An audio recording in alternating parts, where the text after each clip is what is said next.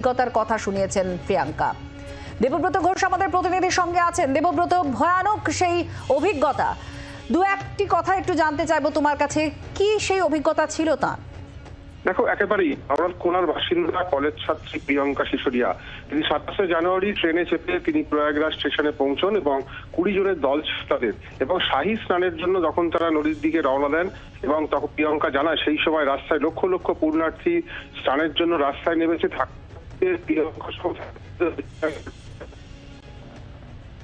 তাদের মারিয়ে এগোতে থাকেন। কোনোভাবেই পুলিশ প্রশাসনের সাহায্য পাওয়া যায়নি এবং এই পদপিষ্টের ঘটনায় বেশ আহত হয়। তিনি যে বেঁচে ফিরবেন সেটা কোনোভাবেই তিনি ভাবতে পারেননি, কারণ যে ঘটনার সম্মুখীন হয়েছেন আজকে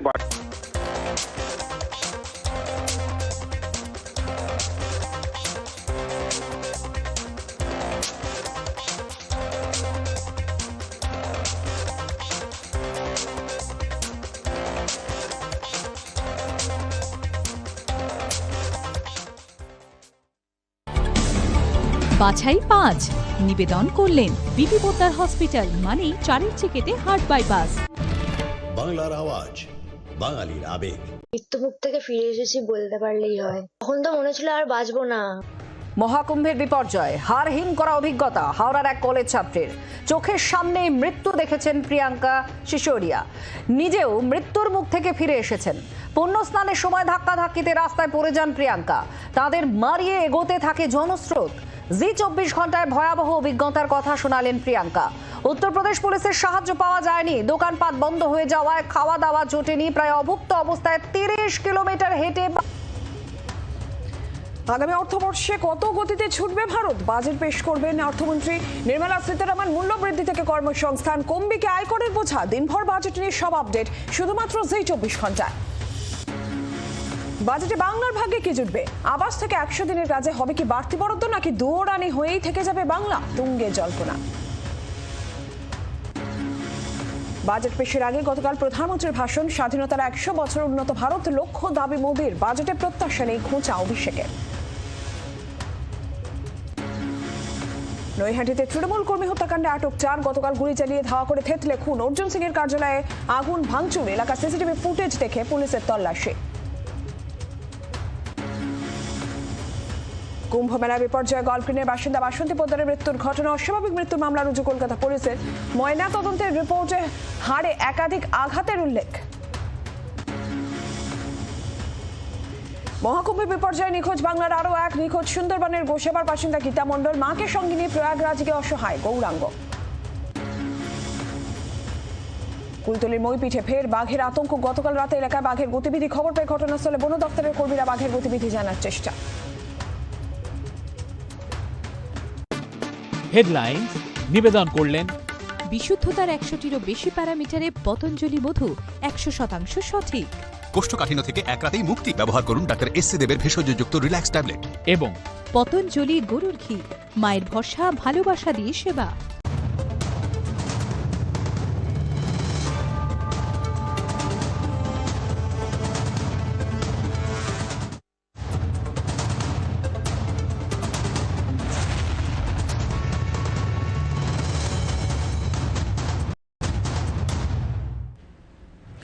নমস্কার, 11টা দুনিয়া নিয়ে নীলাঞ্জনা রয়েছে আপনাদের সঙ্গে। আর কিছু সময়ের অপেক্ষা, তারপরে বাজেট পেশ করতে চলেছেন কেন্দ্রীয় অর্থমন্ত্রী নির্মলা সীতারামন। প্রত্যাশার পাহাড় রয়েছে এই বাজেটকে ঘিরে এবং মূল্যবৃদ্ধি থেকে কর্মসংস্থান, আয়করের বোঝা কমবে কিনা। আজ সংসদে বাজেট পেশ করবেন কেন্দ্রীয় অর্থমন্ত্রী নির্মলা সীতারামন।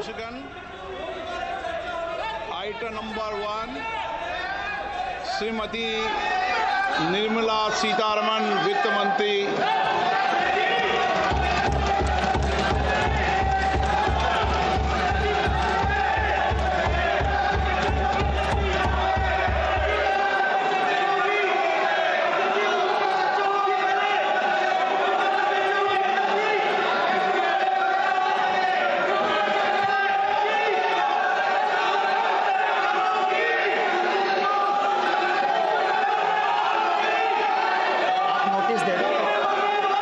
सदस्यगण,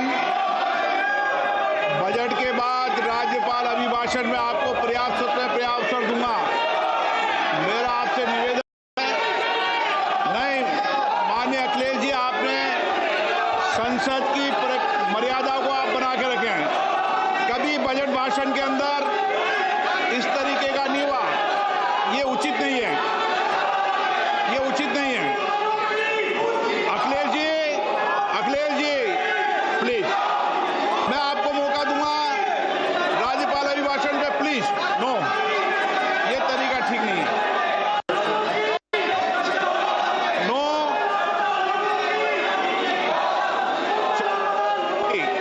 राज्यपाल अभिभाषण पे चर्चा होगी। नो तरीका। Honorable Speaker, I present the budget for 25-26. This budget continues our government's efforts to A. Accelerate growth, B. Secure inclusive development, C.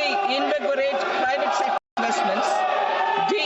Uplift household sentiments, and E. Enhance spending power of India's rising middle class. Together, we embark on a journey to unlock our nation's tremendous potential for greater prosperity and global positioning under the leadership of Honorable Prime Minister Shri Narendra Modi. As we complete the first quarter of the 21st century, continuing geopolitical headwinds suggest lower global economic growth over the medium term.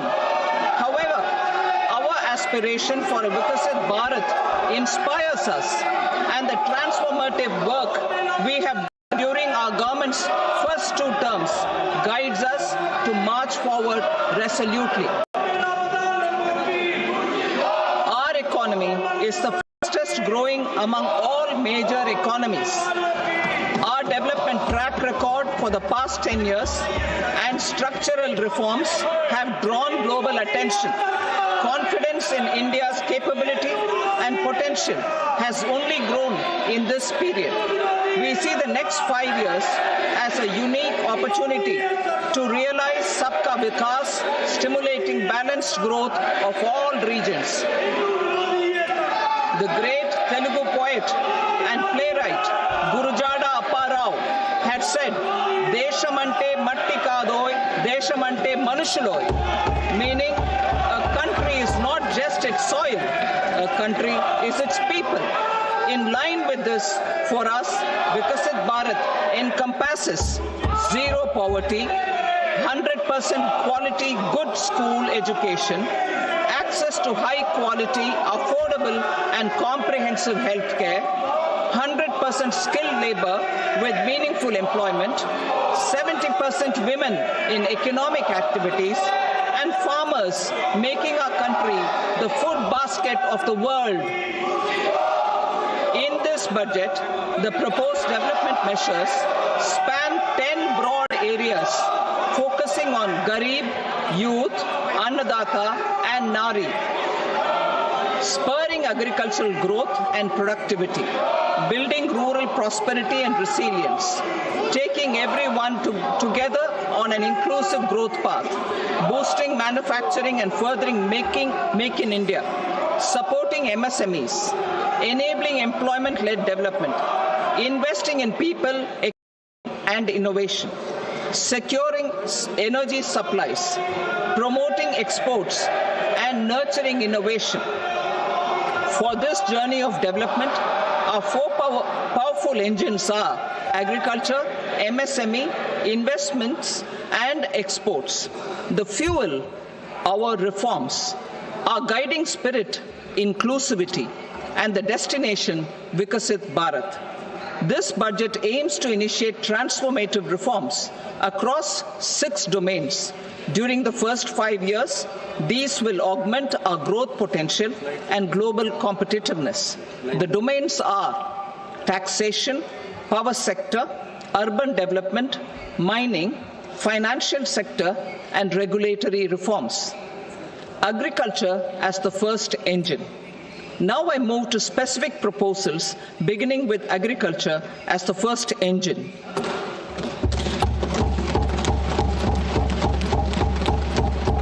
Prime Minister Dhan Dhanya Krishi Yojana, Developing Agri-Districts Program.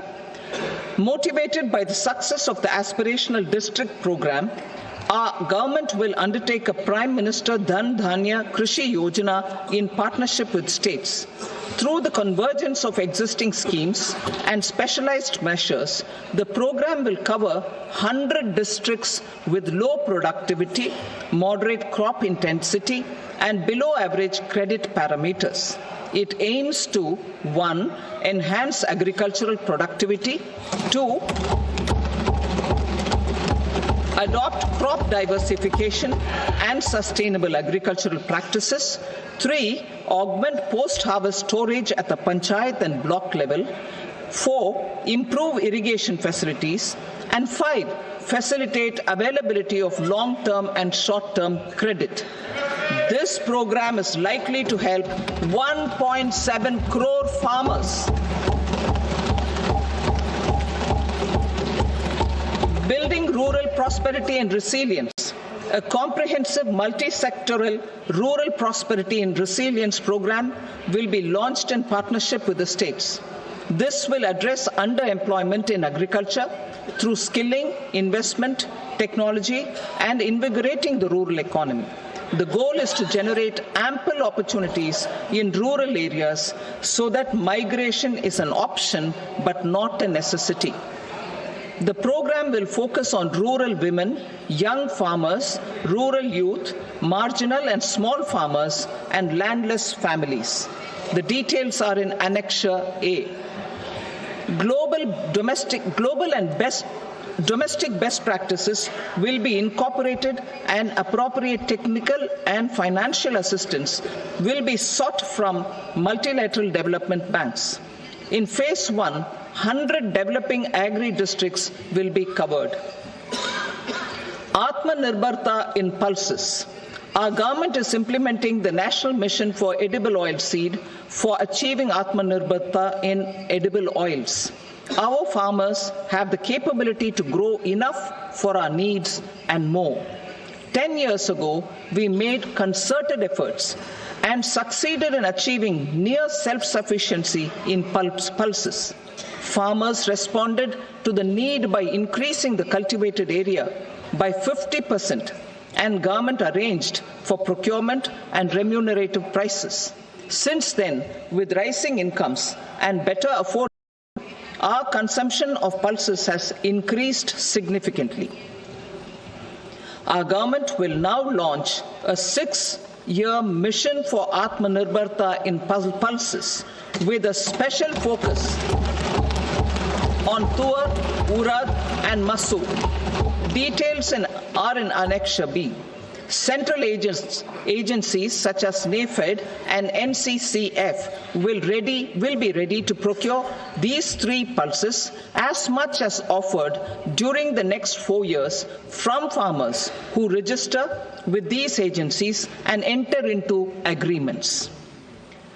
Comprehensive program for vegetables and fruits. It is encouraging that our people are increasingly becoming aware of their nutritional needs. It is a sign of a society becoming healthier. With rising income levels, the consumption of vegetables, fruits, and Shri Anna is increasing significantly. A comprehensive program to promote production, efficient supplies, processing, and remunerative prices for farmers will be launched in partnership with the states. Appropriate institutional mechanisms for implementation and participation of farmer producer organizations and cooperatives will be set up. Makhana Board in Bihar. For this, there is a special opportunity for the people of Bihar. A Makhana Board will be established in the state to improve production, processing, value addition, and marketing of makhana. The people engaged in these activities will be organized into FPOs. The board will provide hand-holding and training support to makhana farmers and will also work to ensure they receive the benefits of all relevant government schemes. A national mission on high-yielding seeds will be launched, aimed at 1. Strengthening research ecosystem, 2. targeted development and propagation of seeds with high yield, pest resistance, and climate resilience. And 3, commercial availability of more than 100 seed varieties released since July 2024. India ranks second largest globally in fish production and aquaculture. Seafood exports are valued at 60,000 crore rupees. To unlock the untapped potential of the marine sector, our government will bring in an enabling framework for sustainable harnessing of fisheries from Indian exclusive economic zone and high seas, with a special focus on the Andaman and Nicobar and Lakshadweep Islands. For the benefit of lakhs of cotton growing farmers, I am pleased to announce a mission for cotton productivity. This 5-year mission will facilitate significant improvements in productivity and sustainability of cotton farming and promote extra long staple cotton varieties. The best of science and technology support will be provided to farmers. Aligned with our integrated 5F vision for the textile sector, this will help in increasing incomes of the farmers and ensure a steady supply of quality cotton for rejuvenating India's traditional textile sector. Kisan credit cards facilitate short-term loans for 7.7 crore farmers, fishermen, and dairy farmers. The loan limit under modified interest subvention scheme will be enhanced from 3 lakh rupees to 5 lakh rupees for loans taken through the KCC. For Atmanirbharta in urea production, our government had reopened 3 dormant urea plants in the eastern region. To further augment urea supply, a plant with annual capacity of 12.7 lakh metric tons will be set up at Namrup in Assam.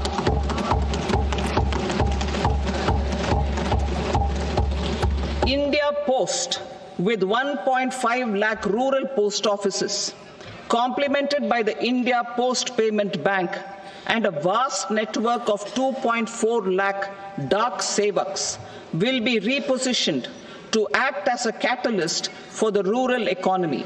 Details are at Annexure C. India Post will also be transformed as a large public logistics organization. This will meet the rising needs of Vishwakarmas, new entrepreneurs, women, self-help groups, MSMEs, and the large business organizations. Our government will provide support to NCDC for its lending operations for the cooperative sector. MSMEs as the second engine. Now I move to MSMEs as the second engine, which encompasses manufacturing and services with a focus on MSMEs numbering 5.7 crores. Currently, over 1 crore registered MSMEs, employing 7.5 crore people and generating 36% of our manufacturing, have come together to position India as a global manufacturing hub. With their quality products, these MSMEs are responsible for 45% of our exports. To help them achieve higher efficiencies of scale, technological upgradation, and better access to capital, the investment and turnover limits for classification of all MSMEs will be enhanced to 2.5 and 2 times respectively. This will give them the confidence to grow and generate employment for our youth. The details are given in Annexure D. To improve access to credit, the credit guarantee cover will be enhanced. First, for micro and small enterprises from 5 crore to 10 crore rupees, leading to additional credit of 1.5 lakh crores in the next 5 years. Second, for startups from 10 crore rupees to 20 crore rupees, with the guarantee fee being moderated to 1% for loans in 27 focus sectors which are important for Atmanirbhar Bharat. And for well-run exporter MSMEs, for term loans up to 20 crore rupees. Also for the micro enterprises, we will introduce customized credit cards with a 5 lakh rupee limit for micro enterprises registered on Udyam portal. In the first year, 10 lakh such cards will be issued. Fund of funds for startups. The Alternate Investment Fund, AIFs, for startups have received commitments of more than 91,000 crores rupees. These are supported by the fund of funds set up with the Government of India's contribution of 10,000 crore rupees. Now, a new fund of funds with expanded scope and a fresh contribution of another 10,000 crore rupees will be set up. A new scheme will be launched for 5 lakh women, scheduled castes and scheduled tribes, first-time entrepreneurs. This will provide term loans up to 2 crore rupees during the next 5 years. The scheme will incorporate lessons from the successful Stand Up India scheme. Online capacity building for entrepreneurship and managerial skills will also be organized. Measures for labor-intensive sectors. To promote employment and entrepreneurship opportunities in labor-intensive sectors, our government will undertake specific policy and facilitation measures. To enhance the productivity, quality, and competitiveness of India's footwear and leather sector, a focused product scheme will be implemented. The scheme will support design capacity, component manufacturing, and machinery required for production of non-leather quality footwear, besides the support for leather footwear and products. The scheme is expected to facilitate employment for 22 lakh persons, generate over 4 lakh crore rupees, and exports of over 1.1 lakh crore rupees. Measures for the toys sector. Building on the National Action Plan for Toys, we will implement a scheme to make India a global hub for toys.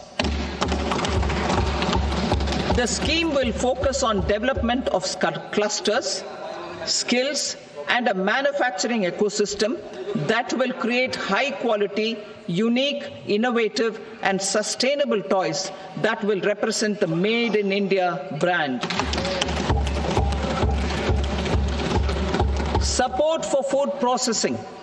In line with our commitment towards Purvodaya, we will establish a National Institute of Food Technology, Entrepreneurship, and Management in Bihar.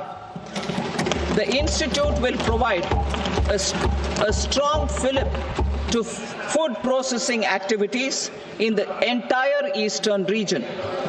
This will result in 1.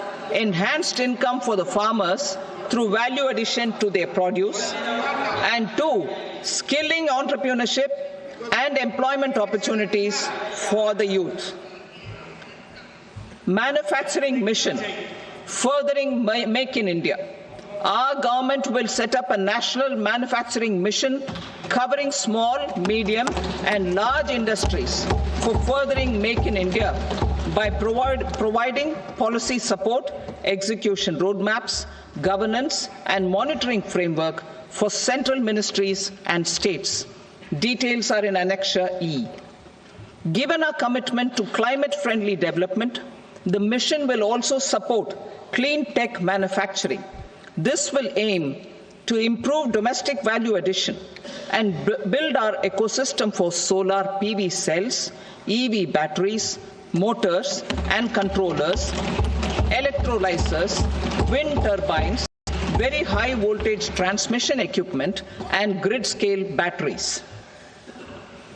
Investment as the third engine. Now I move to investment as the third engine, which encompasses investing in people, investing in the economy, and investing in innovation. Investing in people. Saksham Anganwadi and Poshan 2.0. Saksham Anganwadi and Poshan 2.0 program provides nutritional support to more than 8 crore children, 1 crore pregnant women and lactating mothers all over the country, and about 20 lakh adolescent girls in aspirational districts and the Northeast region. The cost norms for these nutritional support will be enhanced appropriately. Atal Tinkering Labs. 50,000 Atal Tinkering Labs will be set up in government schools in the next 5 years to cultivate the spirit of curiosity and innovation and foster a scientific temper among young minds. Broadband connectivity to government secondary schools and PHCs. Broadband connectivity will be provided to all government secondary schools and primary health centers in rural areas under the BharatNet project. Bharatiya Bhasha Pustak Scheme. We propose to implement a Bharatiya Bhasha Pustak scheme to provide digital form Indian language books for schools and for higher education. This aims to help students understand their subjects better and in their language. National Centers of Excellence for Skilling. Building on the initiative announced in the July 24 budget, 5 national centers of excellence for skilling will be set up with global expertise and partnerships to equip our youth with the skills required for Make for India, Make for the World manufacturing. The partnership will cover curriculum design, training of trainers, and a skills certification framework and periodic reviews. Expansion of capacity in IITs. Total number of students in 23 IITs has increased 100% from 65,000 to 1.35 lakh in the past 10 years.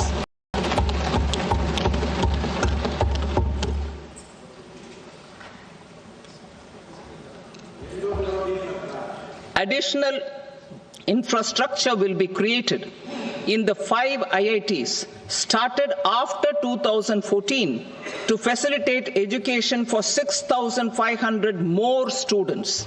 Hostel and other infrastructure capacity at IIT Patna will also be expanded.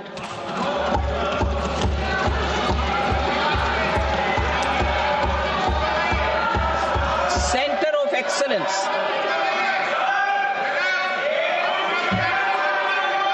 Center of Excellence in AI for Education. I had announced 3 centers of excellence in artificial intelligence for agriculture, health, and sustainable cities in 2023. Now a center of excellence in artificial intelligence for education will be set up with a total outlay of 500 crores. Expansion of medical education. Our government has added almost 1.1 lakh undergraduate and postgraduate medical education seats in 10 years, an increase of 130%. In the next year, 10,000 additional seats will be added in medical colleges and hospitals towards the goal of adding 75,000 seats in the next 5 years. Daycare cancer centers in all district hospitals. Our government will facilitate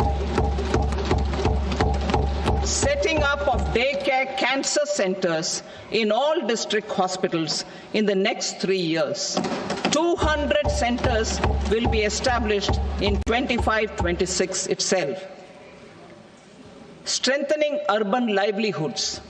Our government has been giving priority to assisting urban poor and vulnerable groups.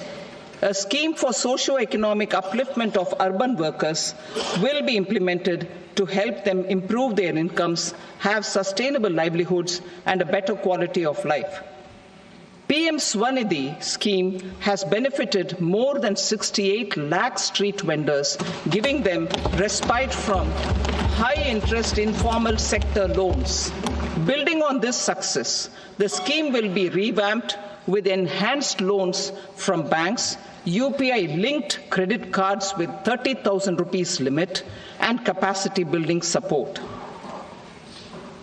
Social Security Scheme for welfare of online platform workers. Gig workers of online platforms provide great dynamism to the new age services economy. Recognizing their contribution, our government will arrange for their identity cards and registration on the e-Shram portal. They will be provided health care under PM Jan Arogya Yojana.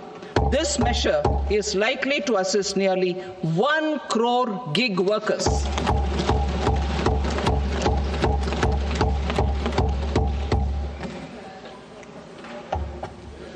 Investing in the economy.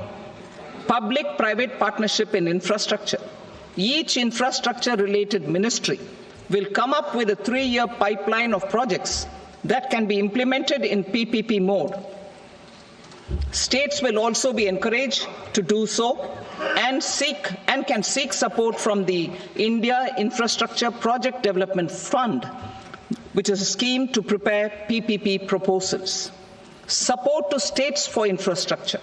An outlay of 1.5 lakh crore is proposed for the 50-year interest-free loans to states for capital expenditure and incentives for reforms. Building on the success of the first asset monetization plan announced in 2021, the second plan for 2025 to 30 will be launched to plow back capital of 10 lakh crore in new projects. Regulatory and fiscal measures will be fine-tuned to support the plan. Jal Jeevan Mission. Since 2019, 15 crore households representing 80% of India's rural population have been provided access to portable tap water connections. To achieve 100% coverage, I am pleased to announce the extension of this mission until 2028 with an enhanced total outlay. The mission's focus will be on the quality of infrastructure and O&M of rural piped water supply schemes through Jan Bhagidari. A separate MOU or separate MOUs will be signed with the states and union territories to ensure sustainability and citizen-centric water services delivery. Urban sector reforms. Building on the July budget proposals, urban sector reforms related to governance, municipal services, urban land and planning will be incentivized. Urban Challenge Fund. The government will set up an Urban Challenge Fund of 1 lakh crore rupees to implement the proposals for cities as growth hubs, creative redevelopment of cities, and for water and sanitation purposes announced in the July budget. This fund will finance up to 25% of the cost of bankable projects, with a stipulation that at least 50% of the cost is funded from bonds, bank loans, and PPPs. An allocation of 10,000 crore is proposed in 2025-26. Power sector reforms. We will incentivize electricity distribution reforms and augmentation of intra-state transmission capacity by states. This will improve financial health and capacity of electricity companies. Additional borrowing of 0.5% of GSDP will be allowed to states contingent on these reforms. Nuclear energy mission for Vikasit Bharat. Development of at least 100 gigawatt of nuclear energy by 2047 is essential for our energy transition efforts. For an active partnership with the private sector towards this goal, amendments to the Atomic Energy Act and the Civil Liability for Nuclear Damage Act will be taken up. A nuclear energy mission for research and development of small modular reactors with an outlay of 20,000 crore will be set up. At least 5 indigenously developed small modular reactors will be operationalized by 2033. Shipbuilding. The shipbuilding financial assistance policy will be revamped to address cost disadvantages. This will also include credit notes for shipbreaking in Indian yards to promote the circular economy. Large ships above a specified size will be included in the infrastructure harmonized master list. Shipbuilding clusters will be facilitated to increase the range, categories, and capacity of ships. This will include additional infrastructure, facilities, skilling, and technology to develop the entire ecosystem. Maritime Development Fund. For long-term financing for the maritime industry, a Maritime Development Fund with a corpus of 25,000 crore rupees will be set up. This will be for distributed support and promoting competition. This will have up to 49% contribution by the government, and the balance will be mobilized from ports and from private sector. UDAN regional connectivity schemes. UDAN has enabled 1.5 crore middle-class people to meet their aspirations for speedier travel. The scheme has connected 88 ports, airports, and operationalized 619 routes. Inspired by that success, a modified UDAN scheme will be launched to enhance regional connectivity to 120 new destinations and carry 4 crore passengers in the next 10 years. 4 crore additional passengers in the next 10 years. The scheme will also support helipads and smaller airports in hilly, aspirational, and northeast regional districts. Greenfield airports will be facilitated in Bihar to meet the future needs of the state. These will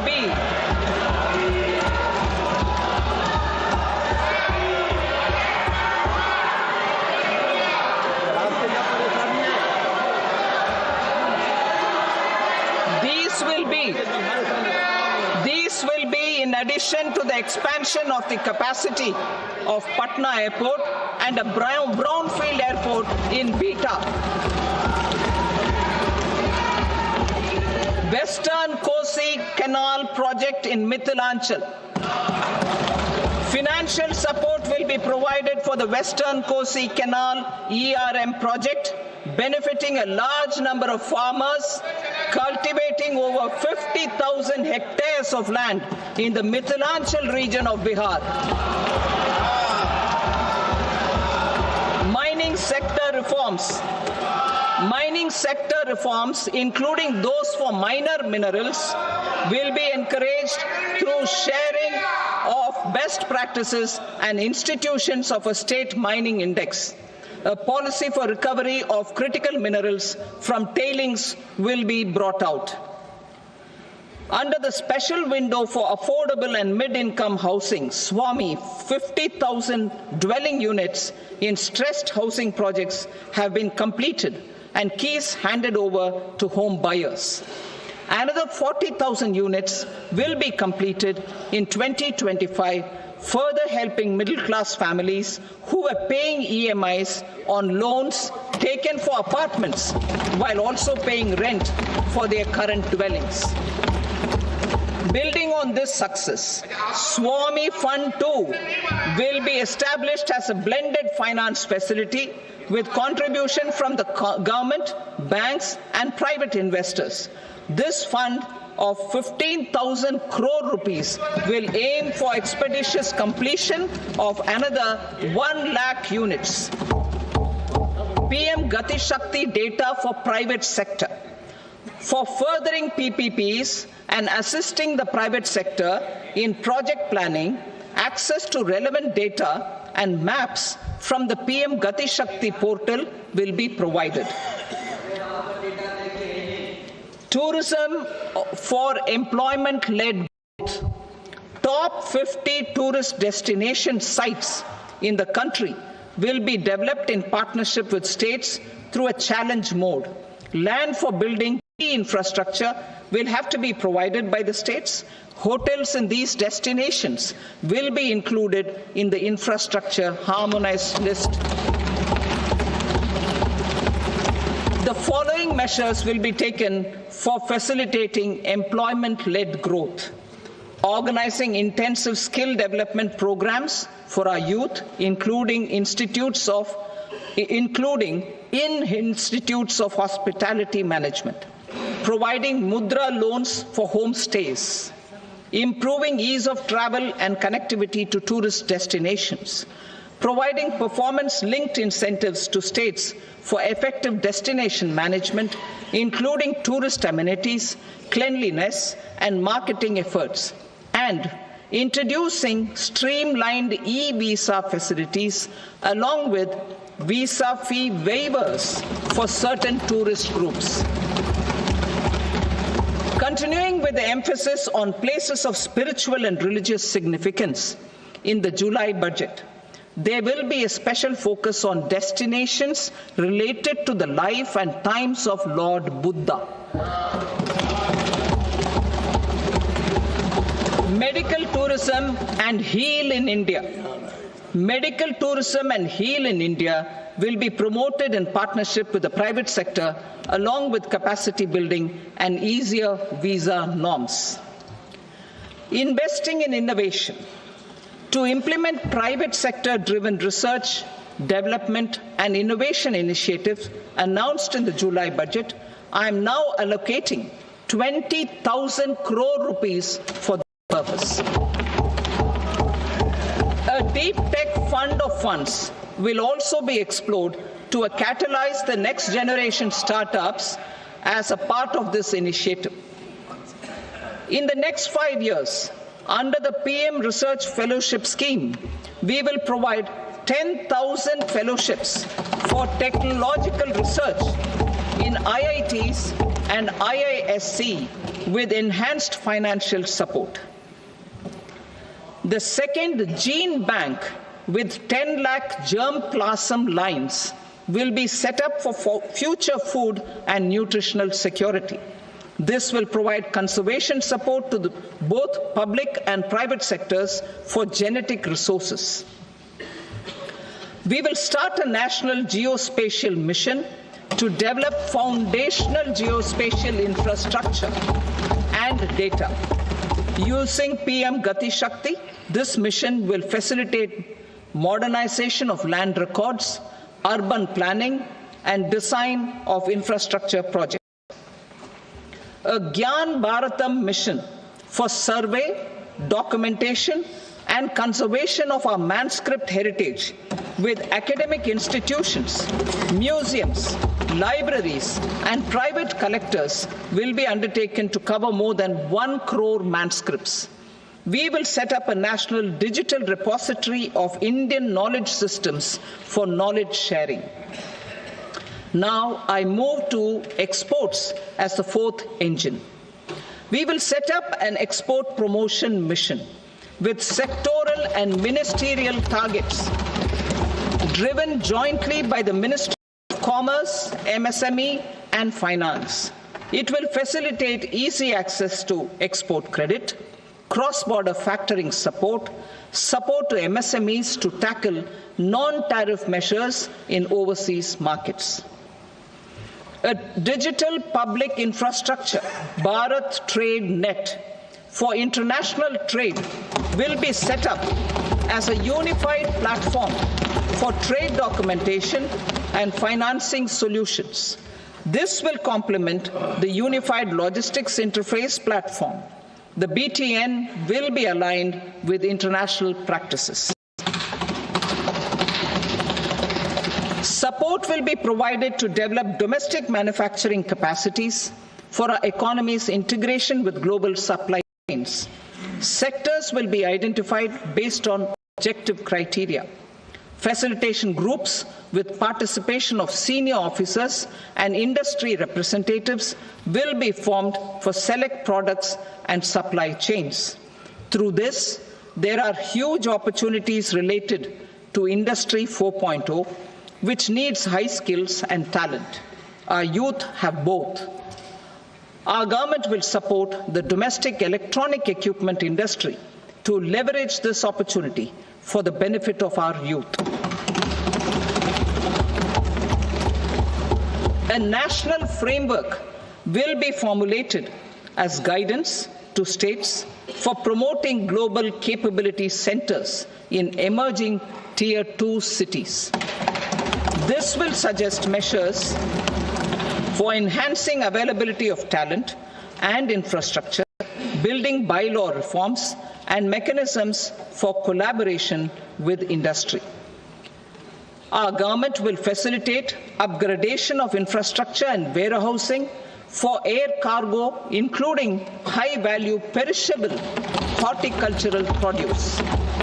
Cargo screening and customs protocol will be streamlined and made user-friendly.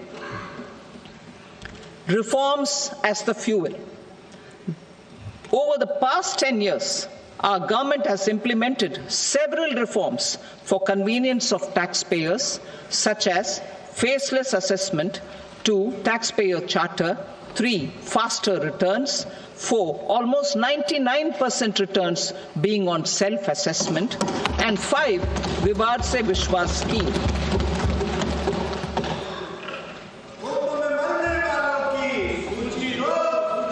Continuing these efforts, I reaffirm the commitment of the Tax Department to trust first, scrutinize later. I also propose to introduce the new income tax bill next week. I will detail the indirect tax reforms and changes in direct taxes in Part B. Financial sector reforms. The FDI limit for the insurance sector will be raised from 74 to 100%. This enhanced limit will be available for those companies which invest the entire premium in India. The current guardrails and conditionalities associated with foreign investment will be reviewed and simplified. The services of India Post Payment Bank will be deepened and expanded in rural areas. NABFID will set up a partial credit enhancement facility for corporate bonds for infrastructure. Public sector banks will develop Grameen Credit Framework to serve the credit needs of SHG members and people in rural areas. A forum for regulatory coordination and development of pension products will be set up. To implement the earlier announcement on simplifying the KYC processes, the revamped Central KYC Registry will be rolled out in 2025. We will also implement a streamlined system for periodic updating. Requirements and procedures for speedy approval of company mergers will be rationalized. The scope for fast-track mergers will also be widened and the process made simpler. As proposed in the interim budget, We signed bilateral investment treaties with 2 countries in 2024 to encourage sustained foreign investment, and in the spirit of First Develop India, the current model BIT will be revamped and made more investor-friendly. In the last 10 years, in several aspects, including financial and non-financial, our government has demonstrated a steadfast commitment to ease of doing business. We are determined to ensure that our regulations must keep up with technological innovations and global policy developments. A light touch regulatory framework based on principles and trust will unleash productivity and employment. Through this framework, we will update regulations that were made under old laws. To develop this modern, flexible, people-friendly, and trust-based regulatory framework appropriate for the 21st century, I propose 4 specific measures. A high-level committee for regulatory reforms will be set up for a review of all non-financial sector regulations, certifications, licenses, and permissions. The committee will be expected to make recommendations within a year. The objective is to strengthen trust-based economic governance and take transformational measures to enhance ease of doing business, especially in matters of inspection and compliances. States will be encouraged to join in this endeavor. An investment friendliness index of states will be launched in 2025 to further the spirit of competitive, cooperative federalism. Under the Financial Stability and Development Council, a mechanism will be set up to evaluate impact of the current financial regulations and subsidiary instructions. It will also formulate a framework to enhance their responsiveness and development of the financial sector. In the Jan Vishwas Act 2023, more than 180 legal provisions were decriminalized. Our government will now bring up the Jan Vishwas Bill 2.0 to decriminalize more than 100 provisions in various laws. I now move to fiscal policy. In the July budget, I had committed to staying the course for fiscal consolidation. Our endeavor will be to keep the fiscal deficit each year such that central government debt remains on a declining path as a percentage of the GDP. The roadmap for the next 6 years has been detailed in the FRBM statement. Revised estimates for 2024-25. The revised estimate of the total receipts other than borrowings is 1.47 lakh crore rupees, of which the net tax receipts are 25.57 lakh crore rupees. The revised estimate of the total expenditure is 47.16 lakh crore rupees, of which the capital expenditure is about 10.18 lakh crore rupees. The revised estimate of the fiscal deficit is 4.8% of the GDP. Budget estimates for 25-26. Coming to 25-26, the total receipts other than borrowings and total expenditure are estimated at 34.96 lakh crore rupees and 50.65 lakh crore rupees respectively. The net tax receipts are estimated at 28.37 lakh crore rupees. The fiscal deficit is estimated to be 4.4% of GDP. To finance the fiscal deficit, the net market borrowings from dated securities are estimated at 11.54 lakh crore. The balance financing is expected to come from small savings and other sources. The gross market borrowings are estimated at 14.82 lakh crore rupees. I will now move to Part B. Indirect taxes. My proposals relating to customs aim to rationalize tariff structure and address duty inversion. These will also support domestic manufacturing and value addition, promote exports, facilitate trade, and provide relief to common people. Rationalization of customs tariff structure for industrial goods. As a part of comprehensive review of customs rate structure announced in July 2024 budget, I propose to 1. Remove 7 tariff rates. This is over and above the 7 tariff rates removed in 23-24 budget. After this, there will be only 8 remaining tariff rates, including 0 rate. 2. Apply appropriate cess to broadly maintain effective duty incidence, except on a few items where such incidence will reduce marginally. 3. Levy not more than 1 cess or surcharge. Therefore, I propose to exempt social welfare surcharge on 82 tariff lines that are subject to a cess. I shall now take up sector-specific proposals. To provide relief to patients, particularly those suffering from cancer, rare diseases, and other severe chronic diseases, I propose to add 36 life-saving drugs and medicines to the list of medicines fully exempted from basic custom duty.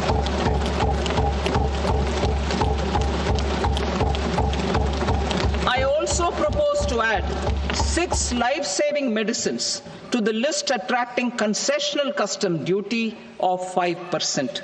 Full exemption and concessional duty will also respectively apply on the bulk drugs for manufacture of the above. Specified drugs and medicines under patient assistance programs run by the pharmaceutical companies are fully exempt from BCD, provided the medicines are supplied free of cost to the patients. I propose to add 37 more medicines along with 13 new patient assistance programs. Support to domestic manufacturing and value addition. Critical minerals. In the July 2024 budget, I had fully exempted BCD on 25 critical minerals that are not domestically available. I had also reduced BCD of 2 other such minerals to provide a major fillip to their processing, especially by MSMEs.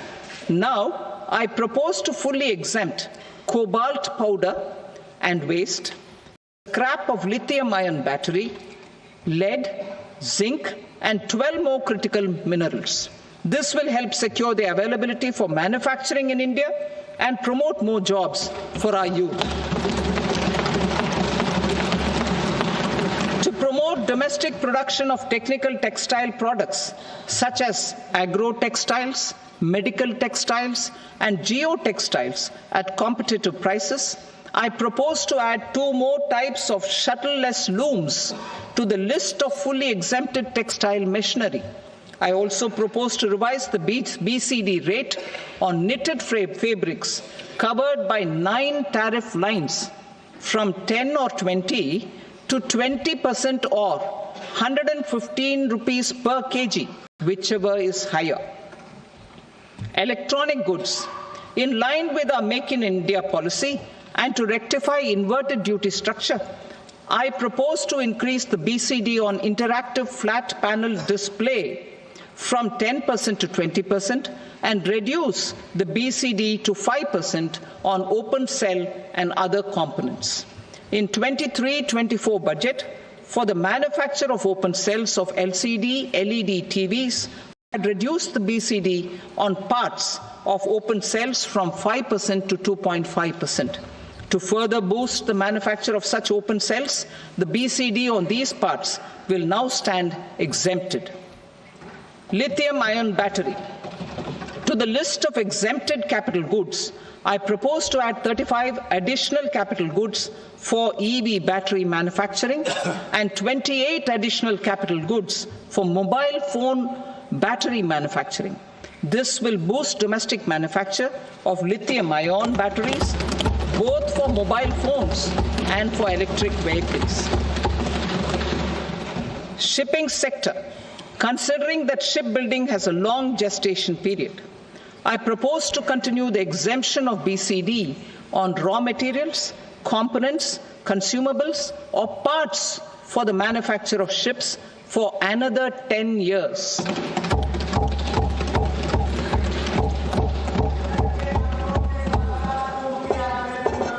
I also propose the same dispensation for shipbreaking to make it more competitive.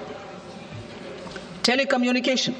To prevent classification disputes, I propose to reduce the BCD from 20% to 10% on carrier-grade Ethernet switches to make it at par with non-carrier-grade Ethernet switches.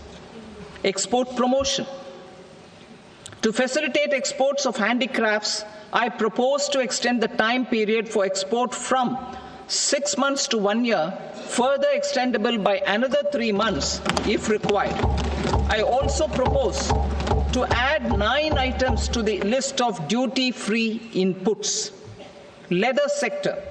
I propose to fully exempt BCD on wet blue leather to facilitate imports for domestic value addition and employment. I also propose to exempt crust leather from 20% export duty to facilitate exports by small tanners. Marine products. To enhance India's competitiveness in the global seafood market, I propose to reduce BCD from 30% to 5% on frozen fish paste, surimi, for manufacture and export of its analog products. I also propose to reduce BCD from 15% to 5% on fish hydrolysates for manufacture of fish and shrimp feed. In July 2024 budget, to promote development of domestic MROs for aircraft and ships, I had extended the time limit for export of foreign origin goods that were imported for repairs from 6 months to 1 year and further extendable by 1 year. I now propose to extend the same dispensation for railway goods. Time limit for provisional assessment.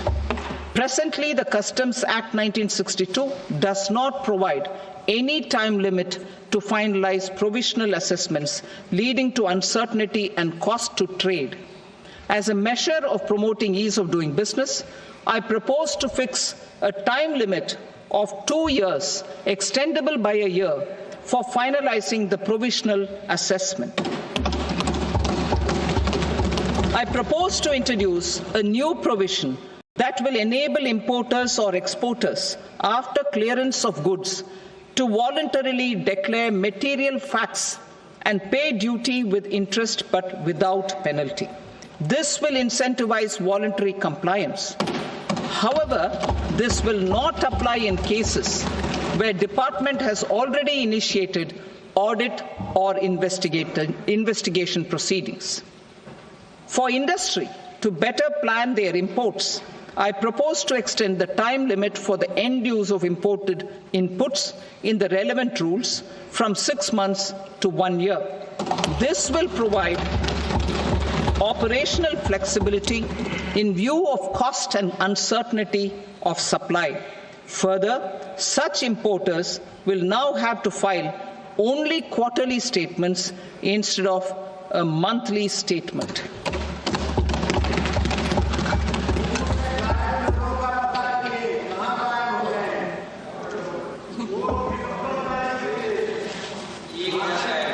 I now come to my direct tax proposals. In Part A, I have briefly underlined taxation reforms as one of key reforms to realize our vision of Vikasit Bharat. In respect of criminal law, our government had earlier ushered in Bharatiya Nyaya Sanhita, replacing Bharatiya Danda Sanhita.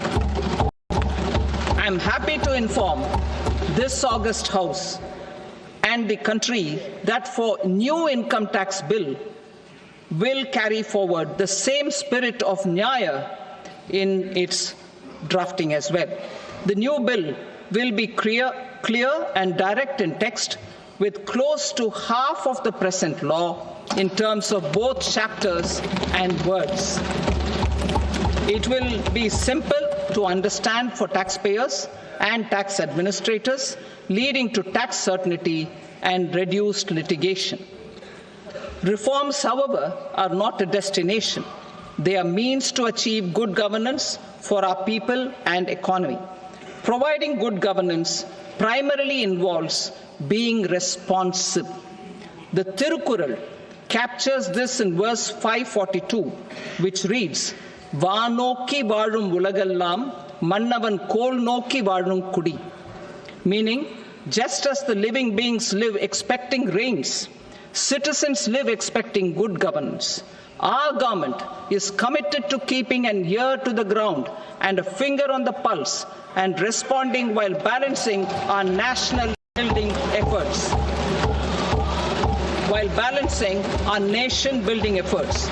The following measures will detail just how our government will, under the guidance of PM Modi, has taken steps to understand and address.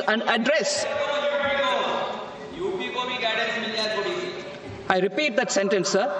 The following measures will detail just how our government, under the guidance of PM Modi, has taken steps to understand and address the needs voiced by our citizens. My tax proposals are guided by this spirit. The objectives of my proposals are as follows. Personal income tax reforms with special focus on middle class. Rationalization of TDS and TCS for easing difficulties. Encouraging voluntary compliance. Reducing compliance burden. Ease of doing business, employment and investment. I will come to my proposal on personal income tax towards the end. TDS and TCS, rationalization for easing difficulties. I propose to rationalize tax deduction at source, TDS, by reducing the number of rates and thresholds above which TDS is deducted. Further, threshold amounts for tax deduction will be increased for better clarity and uniformity. The limit for tax deduction on interest for senior citizens is being doubled from the present 50,000 rupees to 1 lakh rupees. Similarly, the annual limit of 2.40 lakh rupees for TDS on rent is being increased to 6 lakh rupees. This will reduce the number of transactions liable to TDS, thus benefiting small taxpayers receiving small payments. The threshold to collect tax at source, the TCS, on remittances under RBI's liberalized remittance scheme, the LRS, is proposed to be increased from 7 lakh to 10 lakhs. I also propose to remove TCS on remittances for education purposes, where such remittances is out of a loan taken from a specified financial institution. Both TDS and TCS are being applied on any transaction related to sale of goods. To prevent such compliance difficulties, I propose to omit the TCS. I also propose that the provisions of the higher TDS deduction will now apply only in non-PAN cases. In July 2024, the delay for payment of TDS up to the due date of filing statement was decriminalized. I propose to provide the same relaxation to TCS provisions as well. The government under the leadership of Prime Minister Modi believes in Sabka Saath, Sabka Vikas, Sabka Vishwas and Sabka Prayas. In line with this, we brought in updated return facility in 2022 for voluntary compliance by taxpayers who had omitted to report their correct income. Our trust in taxpayers was proved right.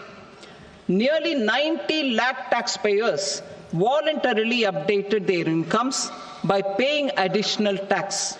Taking this trust further, I now propose to extend the time limit to file updated returns for any assessment year from the current limit of 2 years to 4 years. I propose to reduce the compliance burden for small charitable trusts and institutions by increasing their period of registration from 5 years to 10 years. It is also proposed that disproportionate consequences do not arise for minor defaults such as incomplete applications filed by charitable entities. Presently, taxpayers can claim the annual value of self-occupied properties as nil only on the fulfillment of certain conditions. Considering the difficulties faced by taxpayers, it is proposed to allow the benefit of 2 such self-occupied properties without any condition. To streamline the process of transfer pricing and to provide an alternative to yearly examination, I propose to introduce a scheme for determining arm's length price of international transaction for a block period of 3 years. This will be in line with global best practices. With a view to reduce litigation and provide certainty in international taxation, the scope of safe harbor rules is being expanded. A number of senior and very senior citizens have very old national savings schemes accounts. As interest is no longer payable on such accounts, I propose to exempt withdrawals made from NSS by individuals on or after 29th August 2024.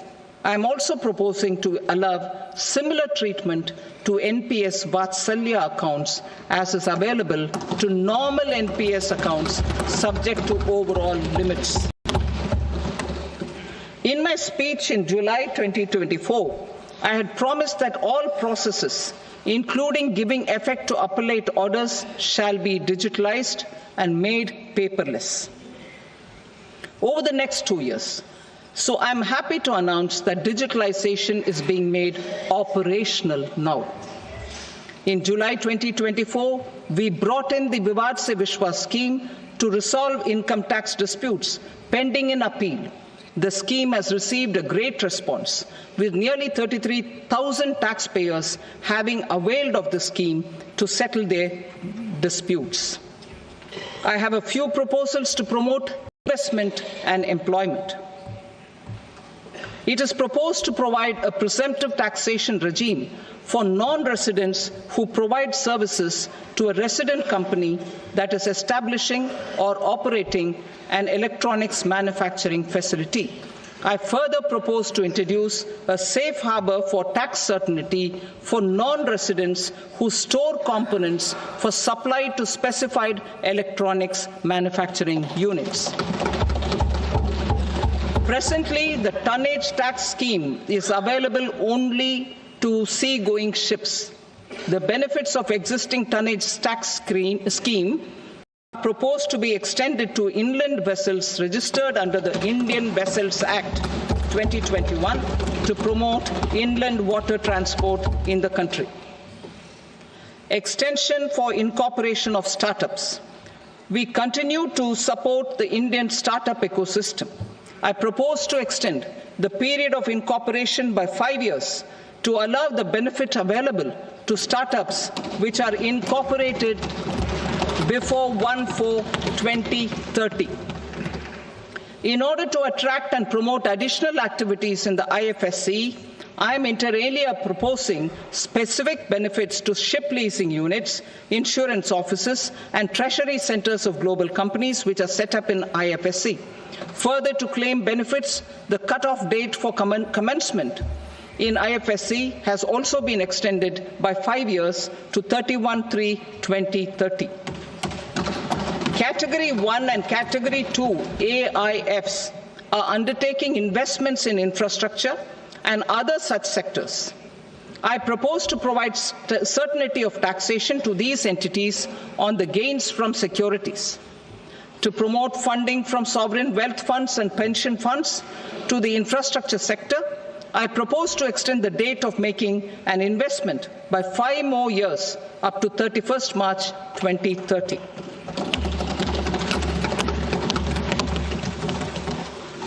Personal income tax reforms with special focus on middle class. Democracy, demography, and demand are the key support pillars in our journey towards Vikasit Bharat. The middle class provides strength for India's growth. This government, under the leadership of Prime Minister Modi, has always believed in the admirable energy and ability of the middle class in nation building. In recognition of their contribution,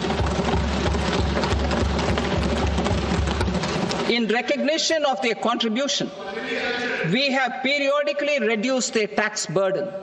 Right after 2014, the nil tax slab was raised to 2.5 lakhs of rupees, which was further raised to 5 lakh rupees in 2019 and to 7 lakh rupees in 2023. This is reflective of our government's trust on the middle class taxpayers. I am now happy to announce that there will be no income tax payable up to income of 12 lakh rupees.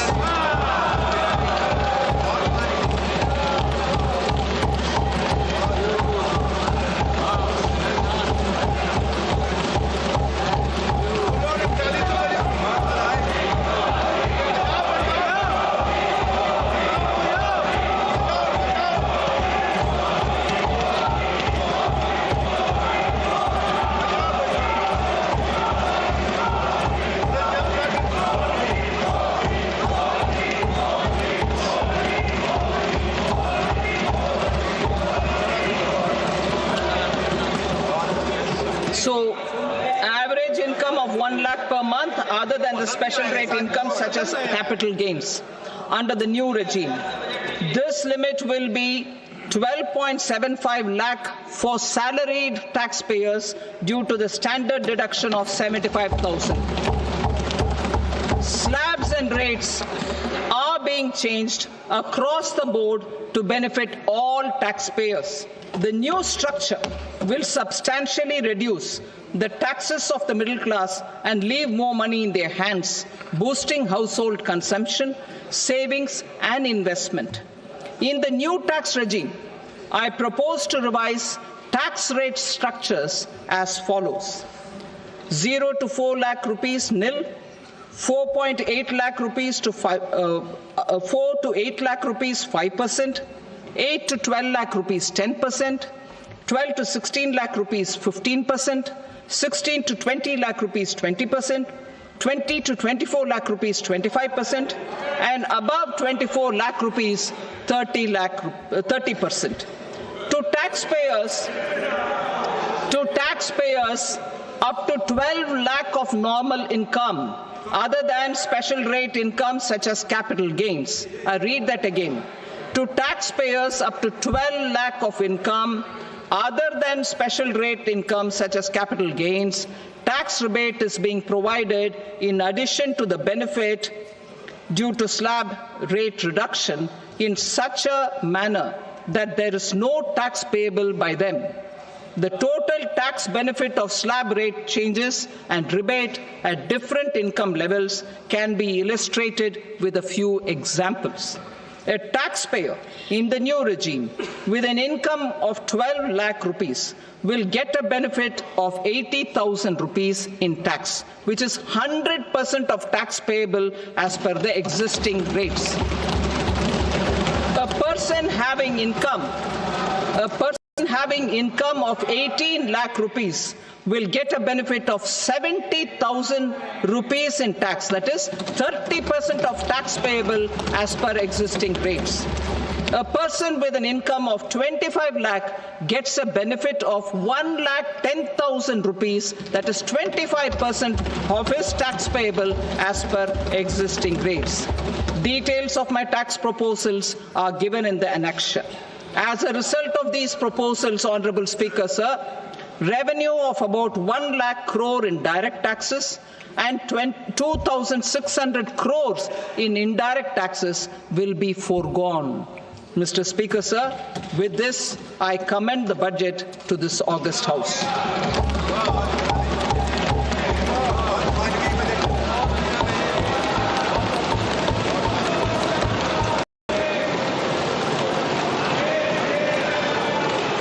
Item number 2, Srimati Nirmala Sitharaman. Sir, with your permission, I rise to lay on the table the following statements under Section 3(1) of the Fiscal Responsibility and Budget Management Act 2003. Medium-term fiscal policy cum fiscal policy strategy statement and macroeconomic framework statement. Item number 3, Srimati Nirmala Sitharaman. Sir, with your permission, I rise to move for leave to introduce the Finance Bill 2025. प्रश्न ये है कि विधेयक को पुनर्स्थापित करने की अनुमति प्रदान की जाए। जो सदस्य इसके पक्ष में हाँ गए, जो सदस्य विरोध में ना गए, मेरे विचार में निर्णय हाँ वालों के पक्ष में हुआ, हाँ वालों के पक्ष में अनुमति प्रदान की जाती है। माननीय मंत्री जी अब विधेयक को पुनर्स्थापित करें। Sir, I introduce the bill. Thank you. सभा की कार्रवाई सोमवार दिनांक 3 फरवरी 2025 को प्राप्त 11 बजे तक के लिए स्थगित की जाती है।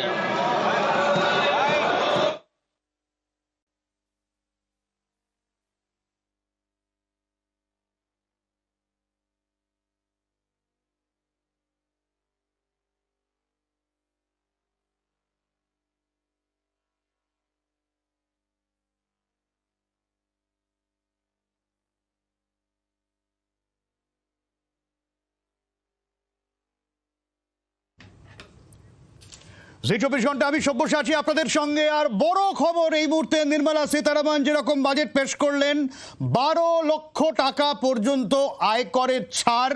যে চর্চা হয়েছিল যে মধ্যবিত্তদের জন্য কতটা সুরাহা অর্থমন্ত্রী, এই মুহূর্তে অত্যন্ত বড় খবর, 12 লক্ষ টাকা পর্যন্ত আয়করের ছাড় এবং ট্যাক্স স্ল্যাবে একটা পরিবর্তন আনা হয়েছে। এবং নির্মলা সীতারামন এ কথাও বললেন যে আগামী সপ্তাহে একটা নতুন আয়কর বিল পেশ করা হবে, যেখানে অনেকটা মধ্যবিত্তদের জন্য সুরাহার বন্দোবস্ত থাকছে এবং একগুচ্ছ ঘোষণা রয়েছে। আমরা প্রত্যেকটাতেই আলোচনায় আসব, তবে সবথেকে বড় খবর, যে খবরের জন্য প্রত্যেক বছরই মধ্যবিত্তের একটা বড় অংশ তারা হা পিত্তেশ করে বসে থাকেন, এইবার তো বটেই, যে প্রত্যেকবার মধ্যবিত্তের জন্য কোনো রকম কোনো বিষয় থাকে না। ঠিক এই জায়গাটাতেই চর্চায় ছিল যে মধ্যবিত্তদের জন্য কি আয়কর ছাড়ে কি বড় খবর। এই মুহূর্তে যে খবর আমরা দেখাচ্ছি, এই মুহূর্তে এটাই সব থেকে বেশি চর্চার। 12 লক্ষ টাকা পর্যন্ত আয়করের ছাড়ের ঘোষণা কেন্দ্রীয় অর্থমন্ত্রী Nirmala সীতারামনের।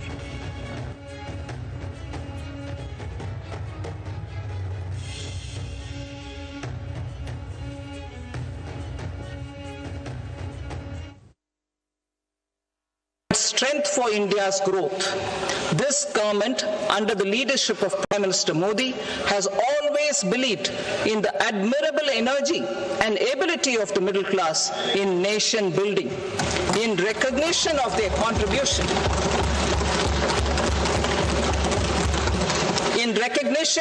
contribution, we have periodically reduced their tax burden. Right after 2014, the nil tax slab was raised to 2.5 lakhs of rupees, which was further raised to 2 lakh rupees in 2019 and to 7 lakh rupees in 2023. This is reflective of our government's trust on the middle class taxpayers. I am now happy to announce that there will be no income tax payable up to income of 12 lakh rupees. So average income of 1 lakh per month, other than the special rate income such as capital gains under the new regime. This limit will be 12.75 lakh for salaried taxpayers due to the standard deduction of 75,000. Slabs and rates are being changed across the board to benefit all taxpayers. Rajib Chakraborty আমাদের প্রতিনিধি রয়েছেন, নয়াদিল্লির প্রতিনিধি রাজীবের কাছে। রাজীব, তার মানে standard deduction ৭৫,০০০ অপরিবর্তিত, মানে ১২,৭৫,০০০ পর্যন্ত আয়করের ছাড়, এ কথা বলাই যায়, যেরকম নির্মলা সীতারামন বললেন। একেবারেই, অন্তত কেন্দ্রীয় অর্থমন্ত্রীর ঘোষণা অনুযায়ী তেমনটাই মনে করা যেতে পারে। তবে আজকের বাজেটে উল্লেখ করা হয়েছে যে নতুন আয়কর বিল আসতে চলেছে এবং সেটি আগামী সপ্তাহে আসবে। তুমি জানো যে এর এই আবহে আগামী ২-৩ দিনের মধ্যে দিল্লিতে বিধানসভা নির্বাচন রয়েছে। দিল্লির পার্টি আম আদমি পার্টি তারা ইতিমধ্যেই মধ্যবিত্তের জন্য ট্যাক্স ছাড়ের কথা বলেছিলেন। সেক্ষেত্রে কেন্দ্রীয় অর্থমন্ত্রী তিনি আজকে বড় ঘোষণা করলেন। বার্ষিক আয় যারা চাকরিজীবী তাদের জন্য ১২ লক্ষ টাকা পর্যন্ত রোজগারে একেবারে আয়কর ছাড় এবং স্ট্যান্ডার্ড ডিডাকশন ৭৫,০০০, অর্থাৎ ১২,৭৫,০০০ পর্যন্ত আয়কর দিতে হবে না যাদের বার্ষিক আয় ১২,৭৫,০০০ টাকা।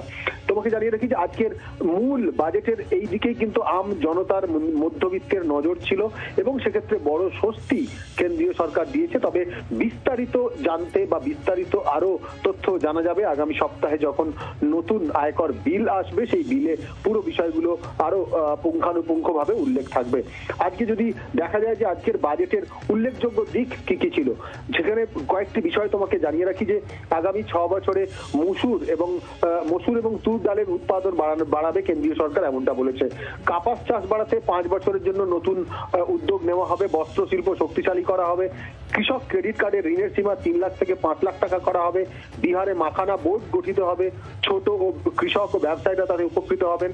ক্ষুদ্র শিল্পের জন্য বিশেষ ক্রেডিট কার্ড ব্যবস্থা করা হবে। প্রথম ১০ বছরে ১০ লাখ ক্রেডিট কার্ড ইস্যু করা হবে। এমএসএমইর জন্য অনেক ঘোষণা করা হয়েছে। স্টার্টআপের ঋণের পরিমাণ বাড়ানো হবে। আইআইটি, যেখানে আইআইটির ২৩টি আইআইটিতে বর্তমান ১.৩৫ লক্ষ ছাত্রছাত্রী করছে, তাদের আরো সম্প্রসারণ করা হবে। সব মিলিয়ে ঘোষণা করা হয়েছে, কিন্তু বিশেষ নজর দেওয়া হয়েছে বিহারে। তুমি জানো যে বিহারে চলতি বছরে বিধানসভা নির্বাচন। খুব স্বাভাবিকভাবেই বিহারের এয়ারপোর্ট থেকে শুরু করে বেশ কিছু পরিকাঠামোগত উন্নয়নে কেন্দ্রীয় বাজেটে জোর দেওয়া হয়েছে। তবে আম জনতার, সাধারণ মানুষের বার্ষিক রোজগারে আয়করের ছাড়ের দিকে নজর ছিল, সেক্ষেত্রে স্বস্তি দিয়েছে কেন্দ্রীয় সরকার। একদম, অনেক ধন্যবাদ রাজীব। আমরা একটু আলোচনায় আসবো। আমাদের সঙ্গে স্টুডিও রয়েছেন বিশেষজ্ঞরা। আমাদের সঙ্গে অর্থনীতিবিদ প্রবীর সরকার রয়েছেন, আমাদের সঙ্গে অর্থনীতিবিদ অতীন চক্রবর্তী রয়েছেন, আমাদের সঙ্গে রয়েছেন কর বিশেষজ্ঞ অনির্বাণ দত্ত, রয়েছেন বিজেপির শঙ্কুদেব পান্ডা। আমি শুরুতেই প্রবীর বাবুর কাছে আসবো। প্রবীর বাবু, বোধহয় এই লাস্ট সেগমেন্টটার জন্য প্রত্যেকেই ওয়েট করছিলেন এবং চর্চায় মোটামুটি ছিল যে প্রপোজাল ছিল মোটামুটি ১০ লাখ পর্যন্ত একটা ছাড়, সেটা আরো বাড়িয়ে ১২। দেখুন, এটা তো খুবই খুশির খবর। তো লাস্ট ত্রৈমাসিকে আমরা যে জিডিপি ফিগার পেয়েছিলাম, যেটা আশানুরূপ হয়নি, 5.4% নেমে গেছিল এবং এই কোয়ার্টার মানে jan to মার্চ এখানেও মোটামুটি ওই 6%-এর মতন, মানে এই ওভারঅল ২৪-২৫-এর যে জিডিপি সেটা 6.4 to 6.5-এর বেশি আশা করা যাচ্ছে না, যেটা ২৩-২৪-এ ছিল 8.2। সুতরাং আমরা প্রায় ১৮০ বেসিস পয়েন্ট জিডিপি গ্রোথ এবার কম হবে।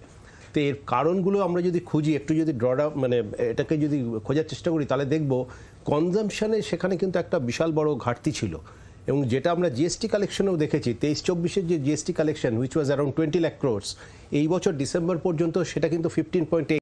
এই বছর জিএসটি কালেকশন আমাদের গত বছরের মতনই হবে।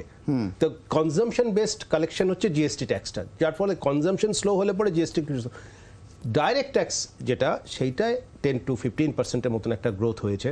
তো সেই দিকে দেখতে গেলে এটা একটা ব্যালেন্স করার চেষ্টা করেছেন। দ্বিতীয়ত যেটা মেইন, যেটা বিত্তীয় ঘাটা, যেটা 4.8, 4.9 23-24-এ ছিল, সেটা কিন্তু এবার 50 বেসিস পয়েন্ট কমিয়ে 4.4-এ অর্থমন্ত্রী নিয়ে এসছেন, যেটা কিন্তু ফাইন্যান্সিয়াল মার্কেট, ইন্টারন্যাশনাল কমিউনিটির কাছে একটা কিন্তু সাংঘাতিক ভালো বার্তা। অর্থাৎ আমাদের যে এফআরবিএম গাইডলাইন্স, সেই অনুযায়ী কিন্তু আমাদের এটা 4.4-এর যেটা এবার রাখার চেষ্টা করা হয়েছে, সেটা কিন্তু খুবই একটা পজিটিভ ব্যাপার। কিন্তু এইটা করতে গিয়ে তিনি কিন্তু খানিক ব্যয় সংকোচন করেছেন। সেটা কীরকমভাবে? গত বছর আমাদের ক্যাপিটাল এক্সপেন্ডিচার ছিল বাজেটের 3.4% অফ দ্য জিডিপি, যেটা ছিল 11,11,111 কোটি। কিন্তু এইবার কিন্তু সেটা 10,18,000 কোটিতে অ্যানাউন্স করা হলো, হুইচ ইজ ডাউন বাই 8%। এটা কিন্তু আমাদের ইকোনমির জন্য আমার মনে হয় কেন একটু খারাপ, বিকজ ক্যাপিটাল এক্সপেন্ডিচার কারা করে? গভর্নমেন্ট করবে। এই যে মাল্টিপ্লেয়ার এফেক্ট, অর্থাৎ 1 টাকা খরচা করলে যে 3 টাকার একটা অন্যরকমভাবে যে একটা মাল্টিপ্লেয়ার এফেক্ট, সেটা কিন্তু অনুপস্থিত থাকবে এবং সেই অনুযায়ী কিন্তু জব ক্রিয়েশনটাও কম হবে। তো আমার সেন্সে এইটা কিন্তু একটা নেগেটিভ ব্যাপার।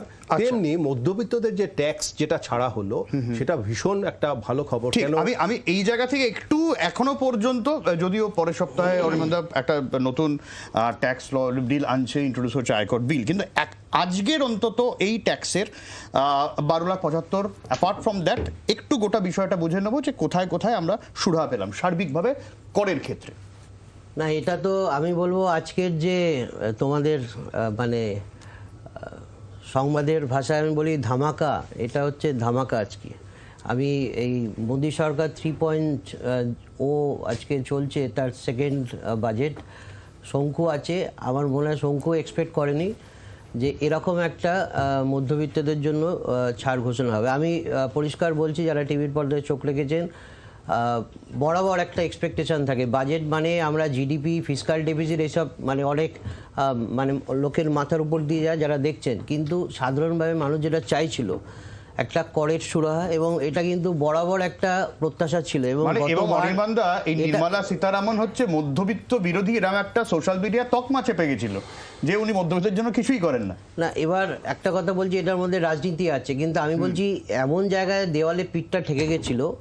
এবার যে এই বাজারের যে দেখো, যে কোনো অর্থনীতির চালিকা শক্তি চারটে, একটা হচ্ছে বাজারের চাহিদা, একটা হচ্ছে capital investment by the government, একটা হচ্ছে প্রাইভেট ইনভেস্টমেন্ট, আর আরেকটা হচ্ছে যে টোটাল আমাদের যেটা দেখি যে ফাইন্যান্সিয়াল প্রুডেন্স কী আছে, কোন জায়গাতে আছে। এখানে দাঁড়িয়ে আজকে বাজারের ডিমান্ডটা বাড়ানোর একটা জায়গা চলে এসেছিলো, এবং এখানে চাহিদা বৃদ্ধির জন্য মিডল ক্লাস, বারবার দেখবে মিডল ক্লাস, মধ্যবিত্তের কথা বলা হচ্ছে। এই মধ্যবিত্ত ক্লাসটা কিন্তু ইগনোর ছিল।